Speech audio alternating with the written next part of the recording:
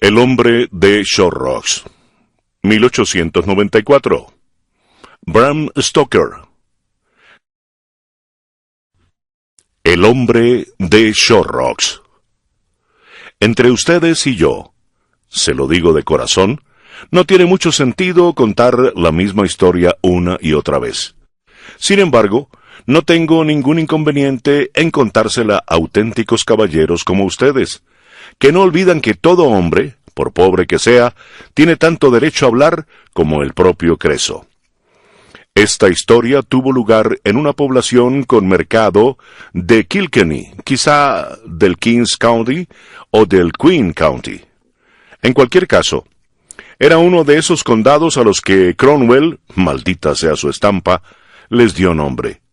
Y al hotel se le llamó así por él, que fue el alguacil mayor e inventó la policía. Dios le perdone. Lo regentaban un hombre llamado Mickey Byrne y su esposa. Al menos fue así hasta aquella misteriosa noche en que unos muchachos lo confundieron con otro caballero, un desconocido que había comprado una propiedad maldita. Imagínense su sorpresa. Mickey volvía de las carreras de Curragh con la piel tan tensa por todo el whisky que había bebido, que no pudo ni abrir los ojos para ver lo que ocurría, ni abrir la boca para dirigirse a los muchachos, justo después de recibir en la cabeza el primer golpe, con una de las ramas de endrino con las que solían hacer tales trabajos. Los pobres chicos estaban tan arrepentidos de su error, cuando se lo llevaron a casa a su viuda, que la mujer no tuvo coraje para ser demasiado severa con ellos. Al principio se sintió enojadísima. Después de todo, solo era una mujer, incapaz, como todas, de razonar como hacen los hombres. ¡Malditos asesinos! Durante unos instantes pareció enloquecer, y estuvo a punto de decapitarlos a todos con el hacha. Pero, al verlos tan pálidos y tan callados, bajó el hacha y se arrodilló junto al cadáver. «Dejadme con mi muerto», dijo. «¡Ay, mi hombre! No tiene ningún sentido que nadie más sufra en una noche terrible como esta. Mick Byrne no tuvo ningún enemigo mientras estuvo vivo, y su muerte no le hará daño a nadie. Ahora, fuera, muchachos, sed buenos y no maltratéis el espíritu de una pobre viuda». Bueno, después de aquel incidente, la mujer no hizo grandes cambios y siguió regentando el hotel de la misma manera. Cuando alguno de sus amigos le ofrecía ayuda, la mujer tan solo decía: «Mick y yo hemos llevado esta casa perfectamente. Cuando crea que necesito ayuda, os lo haré saber. De momento me las arreglo sola, como antes, hasta que Mick y yo nos reunamos de nuevo». Está claro que aquel viejo lugar siguió siendo el mismo, aunque, como era de esperar, Mick no estaba allí con su cachiporra para poner paz cuando el ambiente se caldeaba en las noches de feria o en época de elecciones, cuando se partían cabezas como si fueran huevos. ¡Alabado sea el Señor! La viuda Byrne era una buena mujer. Era un gran ser, una mujer honrada, casi tan alta como un hombre de mediana estatura, y con una forma de ser que llegaba al corazón de cualquiera. Sabía estar siempre en su sitio. Su piel era como el satén, con un rubor tan tenue como si los rayos del sol se reflejaran en una vasija de las de antaño. Y sus mejillas y su cuello estaban tan prietos que resultaba imposible pellizcarlos. Pobre de quien lo intentara, no sabía en la que se había metido. ¿Y su pelo? Aquel era el toque que volvía locos a todos los hombres. Era una melena roja, como el centro de una mata de aliaga, ardiendo cuando el humo se desprende de su interior. De verdad, la sangre se te subía a los ojos al ver el destello de aquel cabello cuando la luz se reflejaba en él. Nunca hubo un hombre, lo suficientemente hombre, que no sintiera deseos de acercarse a la viuda y abrazarla. También había hombres excelentes. Algunos eran importantes ganaderos de Kildare y, como tales, presumían de tener las mejores reses.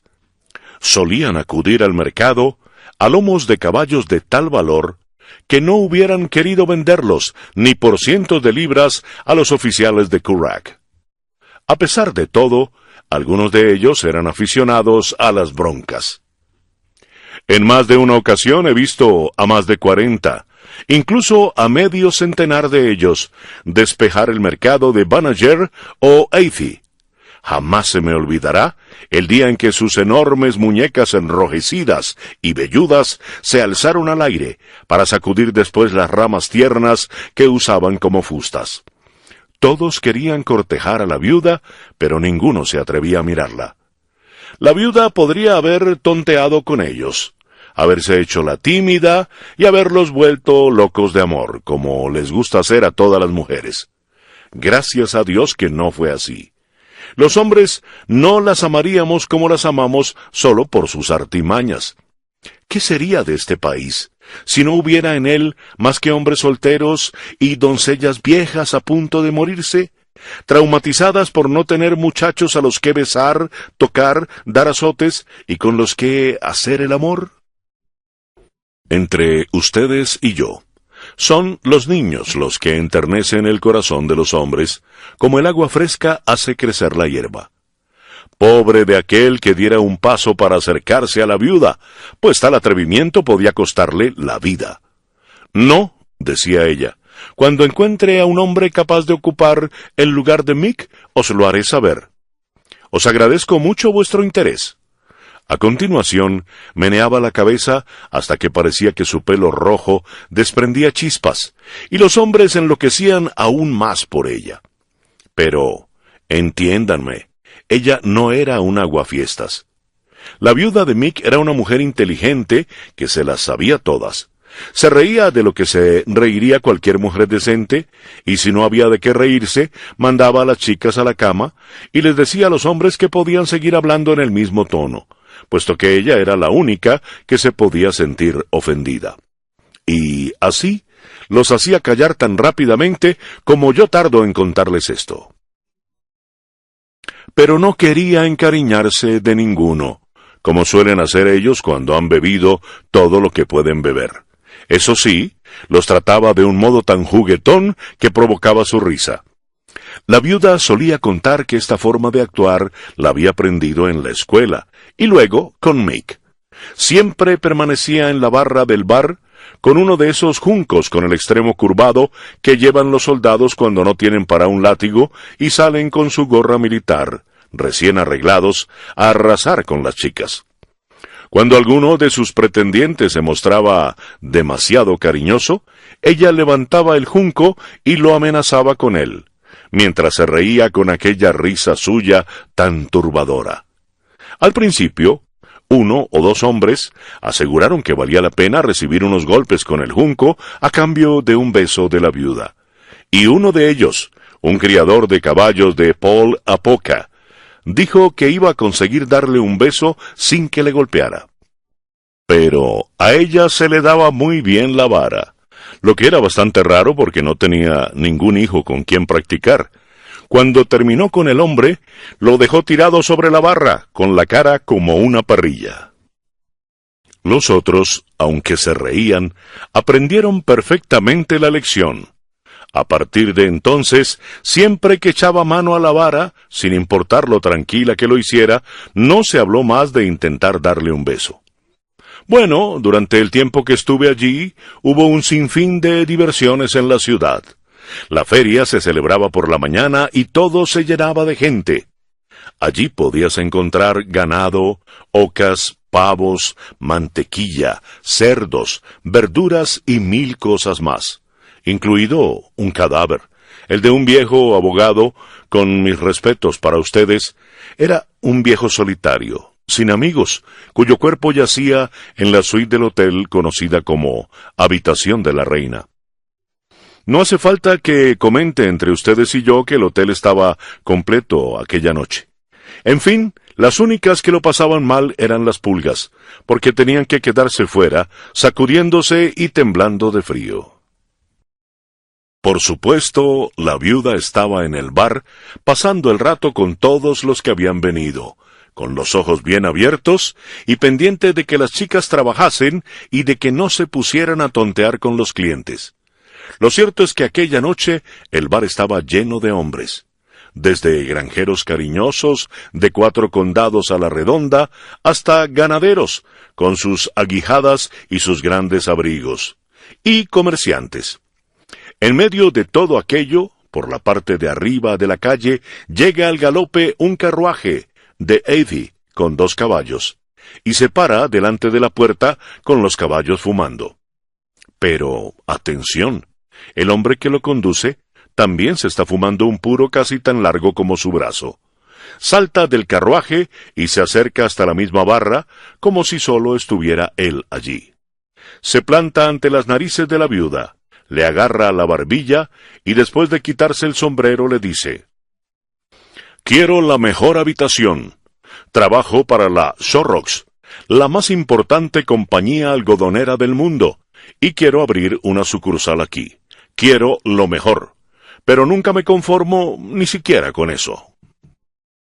Bueno, caballeros, todo el mundo se quedó mudo ante tamaña insolencia y, atención, aquella fue la única vez en toda su vida que la viuda no supo qué hacer. Pero vive Dios que no tardó mucho en reaccionar y le dijo: «No lo dudo, señor. Lo mejor no puede ser bastante para un caballero que se siente tan a gusto en casa». Y le sonrió hasta que los dientes le brillaron como joyas. Solo Dios sabe lo que pasa por la mente de una mujer cuando está tratando con un hombre. Tal vez la viuda Byron solo quería mantener las distancias delante de todos aquellos hombres y evitar que se peleasen por ella. O quizá fue una forma de perdonarle su insolencia. Háganme caso, aquel no era un hombre discreto, de los que guardan las distancias, de esos que tanto gustan a las muchachas y más aún a las viudas. De todos modos, ella continuó hablando al hombre de Manchester. «Lo siento, señor. Me temo que no voy a poder darle la mejor habitación, la que nosotros llamamos la mejor, porque está ocupada». «Pues desocúpela», le respondió él. «Imposible», dice ella, «al menos no hasta mañana, pero puede elegir cualquier otra». Hubo un murmullo entre algunos de los presentes que sabían lo del cadáver. El hombre de Manchester creyó que se estaban riendo de él y dijo: «Pasaré la noche en esa habitación. El otro caballero se arreglará conmigo, si yo me puedo arreglar con él, a menos que», añadió, mirando a la viuda, «pueda ocupar la habitación del dueño de la casa, si es que hay un cura o un párroco sobrio en toda la ciudad», dijo. Bueno, aunque la viuda se puso tan roja como un tomate, se rió y se dio la vuelta mientras decía: «Claro, señor, pero es el puesto del pobre Mick el que puede ocupar, así que sea bienvenido esta noche». «¿Y dónde está él ahora, señora?», dijo inclinándose sobre la barra para intentar cogerle de nuevo de la barbilla, pero esta vez ella se apartó a tiempo. «En el camposanto», le respondió. «Puede ocupar el sitio de Mick allí, si quiere, y no seré yo quien se lo impida». Ninguno de los hombres de alrededor pudo contener las carcajadas. El hombre de Manchester se enfureció y chilló de un modo bastante rudo. «Está bien donde está. Está mejor allí que aquí. Al menos él y el diablo pueden elegir entre estar solos o acompañados». Aquel comentario enfureció a la viuda como si la hubieran tocado en su fibra más sensible y dijo: «¿Cómo se atreve a hablar así de un muerto y a mencionar su nombre junto con el del diablo delante de su viuda?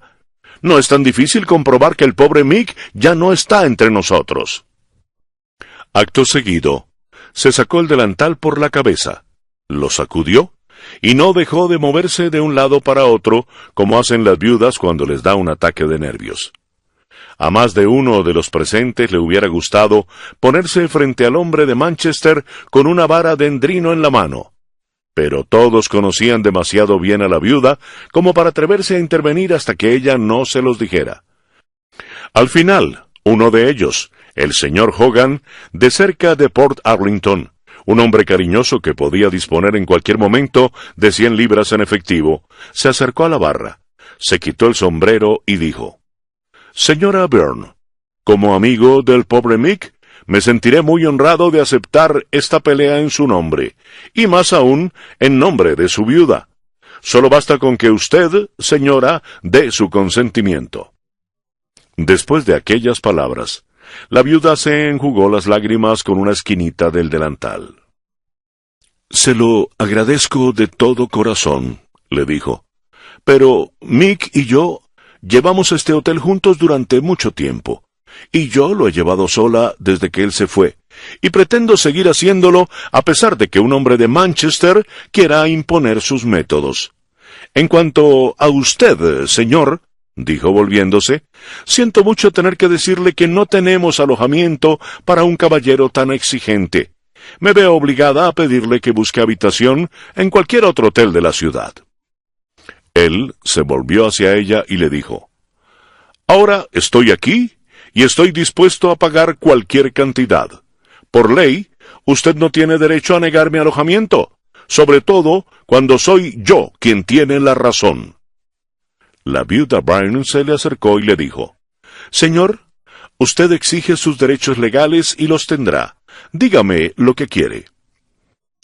A esto él respondió sin pensárselo 2 veces: «Quiero la mejor habitación». «Ya se lo he dicho. Hay un caballero en ella». «De acuerdo. ¿Qué otra habitación tiene libre?» «Lo siento muchísimo», añadió ella. «Todas las habitaciones del hotel están ocupadas. A lo mejor no sabe o no se acuerda de que mañana es día de feria». Le habló con tanta amabilidad que todos los presentes se dieron cuenta de que algo malo se avecinaba. El hombre de Manchester vio que se estaban riendo de él, pero, como no quería escándalos, dijo: «Está bien. Aunque tenga que compartirla con otra persona, quiero que sea la mejor habitación. Esta noche dormiré en la habitación de la reina». Los hombres que estaban allí no se esperaban lo que iba a ocurrir después. El hombre de Manchester se pavoneaba como un gallo en un estercolero. Se volvió a apoyar sobre la barra, se abalanzó sobre la viuda y empezó a manosearla. Era un tipo fornido, con un cuello de toro y el pelo corto, como uno de esos gorilas que he visto en la feria de Punchestown y en las carreras de Galloway. Había perdido por completo los modales, y lo hizo tan rápido como si estuviera cerrando un trato. Fue algo así: «Yo quiero tirármela, y usted quiere que lo haga, entonces levante la cabeza». Todos pudimos ver que la viuda estaba a punto de volverse loca, pero, en honor a la verdad, al hombre de Manchester parecía importarle poco lo que pensáramos los demás. Pero todos nos dimos cuenta antes que él. La viuda empezó a mover la vara de junco por la barra mientras él volvía a pedir su habitación y preguntaba cómo era la persona con la que iba a dormir. La viuda le contestó: «Un hombre menos malvado que usted y menos insolente». «Espero que sea muy hombre», le contestó él. La viuda se echó a reír y dijo: «Le aseguro que lo es». «¿Y ronca? Odio a los hombres y a las mujeres que roncan». «Le aseguro», le contestó, «que no ronca, no». Y volvió a reírse. Algunos de los presentes sabían que hablaba del viejo abogado y también se echaron a reír. Al hombre de Manchester le pareció sospechoso, y cuando los tipos de su calaña sospechan de algo, se vuelven muy desagradables. A continuación dijo con sarcasmo: «Parece que le conoce muy bien, señora». La viuda echó un vistazo a los ganaderos que blandían sus aguijadas. En su mirada había algo diabólico que hizo callar a todos. Luego se volvió al hombre y le dijo: «¿Es cierto? Lo conozco muy bien». En aquel momento estaba más atractiva que nunca. Seguramente lo mismo debió de pensar el hombre de Manchester, porque inclinó todo su cuerpo sobre la barra, le susurró algo al oído y le puso la mano en el cuello con la intención de arrimarla hacia él. La viuda parecía saber lo próximo que iba a ocurrir, así que no soltó la vara de junco. Cuando fue a traerla hacia él para besarla, al principio se puso tan roja como la cresta de un gallo, y después tan pálida como el papel. A continuación la viuda levantó el junco, le cruzó la cara con la vara y se echó para atrás. ¡Qué horror! ¡Menudo latigazo! Inmediatamente apareció en el rostro del hombre un reguero de sangre, idéntico al que he visto en el lomo de los cerdos cuando no les dejan ir a donde quieren. «¡Aparte las manos, descarado!», le dijo ella. El hombre de Manchester perdió el control de tal manera que casi se tambaleó. Después intentó abalanzarse sobre ella, pero de entre los ganaderos surgió un ruido extraño, una especie de «ash», como cuando se está trabajando con la almádena, y vi como aquellas muñecas enormes que sostenían las ramas de endrino las empuñaban, y cómo se alzaban en el aire aquellas muñecas velludas. Se lo aseguro, ni siquiera la policía con sus bayonetas se hubiera atrevido a enfrentarse a ellos. Si hubiera peleado con aquellos ganaderos, el hombre de Manchester habría quedado hecho pedazos. A un grito de la viuda, que hizo temblar los vasos, se detuvo la escena. ¡Alto! No voy a consentir peleas en mi local. Además, aquí nadie va a ser grosero, ni siquiera un empleado de Shorrocks. Él no se atrevería a pegarme ni aunque yo estuviera loca. Tal vez me he pasado, pero lo he hecho por Mick. «Lo siento mucho, señor», le dijo al hombre en tono amable. «Tenía que defenderme. Cuando un caballero se ampara en la ley para hospedarse en una casa, y a continuación ataca a su propietaria, por mucho que ésta haya perdido la cabeza, debería contenerse». «¡Oiga, oiga!», gritó uno de los hombres, y otro dijo «amén», y todos se echaron a reír. El hombre de Manchester no sabía qué hacer. No le gustaba el aspecto amenazante de las varas de fresno alzadas al aire, pero tampoco quería que se rieran de él ni ponerse nervioso. Por eso se volvió hacia la viuda, se quitó el sombrero y dijo con fingida amabilidad: «Debo felicitarla, señora, por la fuerza de su brazo y por su gran educación. Creo que es el señor Mick, cuyo cuerpo yace en paz en el camposanto, quien se ha llevado la mejor parte, aunque, de todos modos, no parece que el pobre haya salido ganando al cambiar un diablo por otro». Y luego la miró con desdén. Bueno, pues durante un minuto los ojos de la viuda no dejaron de echar chispas. Acabó sonriéndole, y le hizo una reverencia mientras decía: «Oh sí, soy una gran mujer al reconocer mis propios errores. Le agradezco sus amables palabras sobre la fuerza de mi brazo. Mi pobre Mick solía decir lo mismo, solo que él tenía más conocimiento de causa. Molly me decía: «Odio la fuerza de tu brazo cuando me pegas, pero cómo me gusta cuando me abrazas». Pero, dada la situación actual del pobre Mick, no voy a discutir con usted, aunque tampoco puedo perdonarle la forma en que ha hablado de él. Me da la impresión de que debe de sentir un gran aprecio por el muerto, porque es incapaz de dejar de hablar de él. Quizá tenga más respeto por los difuntos mucho antes de que le llegue la hora de morir. «Déjese de sermones», dijo alterado. «Voy a tener mi habitación esta noche, ¿sí o no?» «¿Le he oído decir», le preguntó la viuda, «que quiere compartir la habitación de la reina?» «Sí, se lo exijo». «Muy bien, señor», le respondió ella muy tranquila. «No se preocupe, que la tendrá». Justo después, se anunció que la cena estaba lista, y la mayoría de los hombres que estaban en el bar se dirigieron al comedor. Entre ellos estaba el hombre de Manchester, quien se sentó presidiendo la mesa como si fuera el dueño, aunque nunca antes hubiera estado allí. Algunos de los muchachos se quedaron con la viuda para hablar con ella. Tan pronto como estuvieron solos, el señor Hogan se levantó y dijo: «Querida, qué maravilla de mujer es usted. ¿De verdad pretende alojarlo esta noche con el cadáver?» «Él fue quien insistió en ocupar esa habitación», le respondió ella muy seria. Mientras miraba a los muchachos y les hacía emocionarse, añadió: Ay, caballeros, si verdaderamente me aprecian, ayúdenme a que se acueste esta noche con los sentidos un tanto alterados. Venga, dense prisa, no quiero que sospechen nada. Hacía una noche calurosa, se lo aseguro. El empleado de Shorrocks bebió mucho vino con su compañero de mesa. Luego, cuando retiraron los platos y trajeron los postres, Hogan se puso en pie, le deseó suerte y propuso un brindis por el éxito de la nueva sucursal de la compañía. Por supuesto, el hombre de Manchester tuvo que beber y, a continuación, se hicieron tantos brindis como personas había en la habitación. Estaba tan poco acostumbrado al ponche que empezó a balbucear.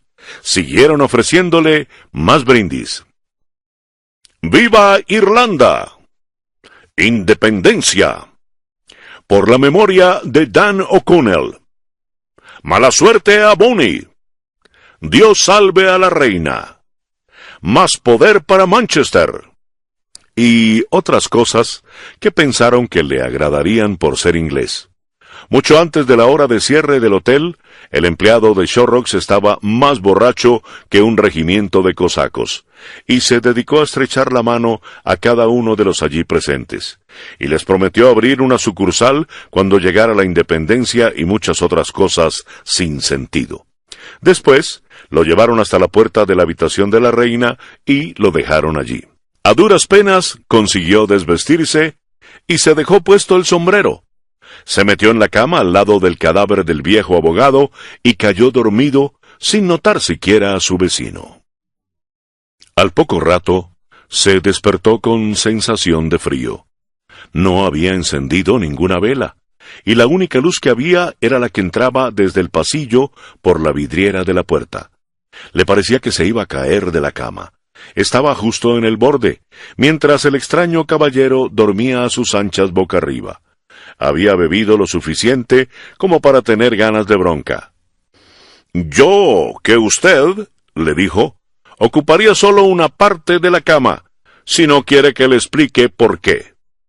Y a continuación le dio un guantazo, pero lógicamente el abogado ni se inmutó.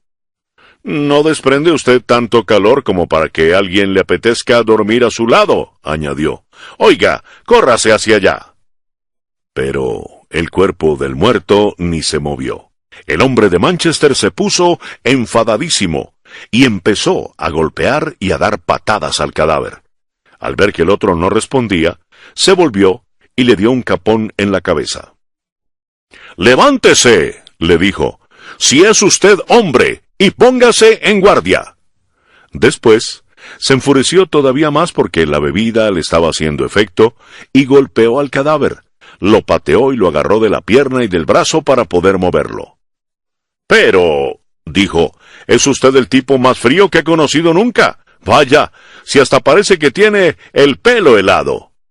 Lo cogió por la cabeza, lo zarandeó y lo llevó al borde de la cama, donde se puso a darle patadas con todas sus ganas desde el suelo.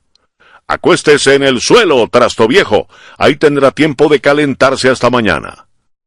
El efecto de la bebida se había vuelto a apoderar de él, y cayó en la cama con la cabeza en la almohada y los pies en alto, y así se quedó dormido como un gato acurrucado. Más tarde, cuando el hotel estaba ya a punto de cerrar, el vigilante de la funeraria vino a pasar la noche con el cadáver. Como el abogado era protestante, no había velas. Cuando todo estuvo en silencio, una de las chicas que mantenía relaciones con el vigilante entró sigilosamente en la habitación. «¿Estás ahí, Michael?» «Sí, cariño», respondió él. Se acercó a la joven y ambos se quedaron de pie junto a la puerta. Sus cabezas rojizas brillaban a la luz que entraba desde el pasillo. «He venido», le dijo Katy, «a hacerte un poco de compañía, Michael. Es terrible que tengas que estar aquí sentado toda la noche tú solo, pero no me puedo quedar mucho porque en cuanto hayan fregado los platos, se irán todos a la cama». «Dame un beso», le pidió Michael.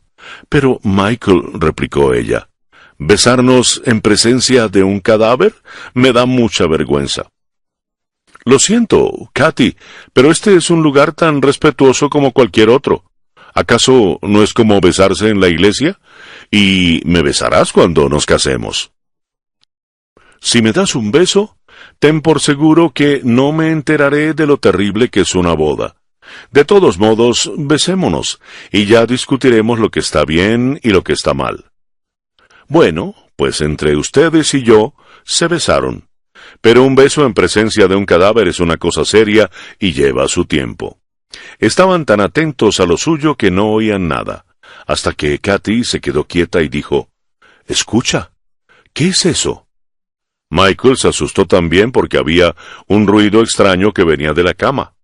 Los dos se abrazaron allí junto a la puerta y miraron hacia la cama, casi sin atreverse a respirar, hasta que se les puso el pelo de punta. El cadáver se levantó de la cama. Los dos vieron cómo lo señalaba con el dedo y oyeron una voz ronca que les decía, «Esto es el infierno, y estoy rodeado de demonios. ¿Es que acaso no son suyas esas cabezas que arden en llamas? Yo también estoy ardiendo, ardiendo, ardiendo. Me arde la garganta y tengo fuego en la cara. ¡Agua! ¡Agua! ¡Dadme agua! ¡Agua! Aunque solo sea una gota para mojarme la lengua». Acto seguido, Katy soltó un grito tan espantoso como para despertar a un muerto, y salió al pasillo. Llegó a las escaleras, tropezó, cayó rodando y quedó inerte, terriblemente pálida, sobre la alfombra. Michael, al verla, gritó con todas sus fuerzas, «¡Un crimen!». Al poco tiempo, se había congregado una multitud en la habitación. Era un espectáculo digno de verse. Uno de los ganaderos no se había quitado el abrigo para acostarse ni había soltado la vara. La viuda estaba tan hermosa y resplandeciente como siempre. Vestía solo una bata blanca y llevaba una vela en la mano, aunque en su rostro se podía adivinar la sorpresa de cuando te sacan de un sueño profundo. Había otros que también se habían acostado, hombres y mujeres, algunos descalzos y otros en zapatillas, con los tirantes colgándoles en la espalda y las enaguas puestas a toda prisa. Algunos llevaban enormes gorros de dormir. Otras tenían el pelo todo revuelto, lleno de rulos de papel, como si vinieran de la guerra. Pero en esta ocasión, la vieja que tenía miedo de todo no asustó a los jóvenes. Lo único de lo que parecían tener miedo era del hombre. Vivo o muerto, daba igual.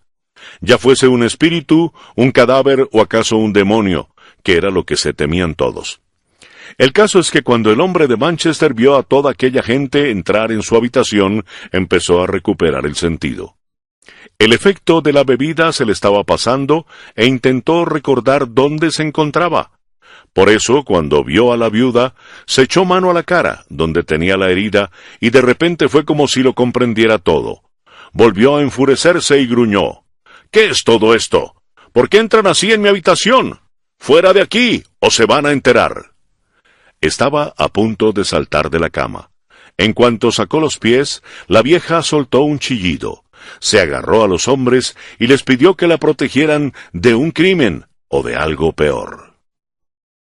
Entonces la viuda Byrne se echó a reír como una loca. El señor Hogan dio un paso adelante y dijo, «¡Salga de aquí, empleado de Shorrocks!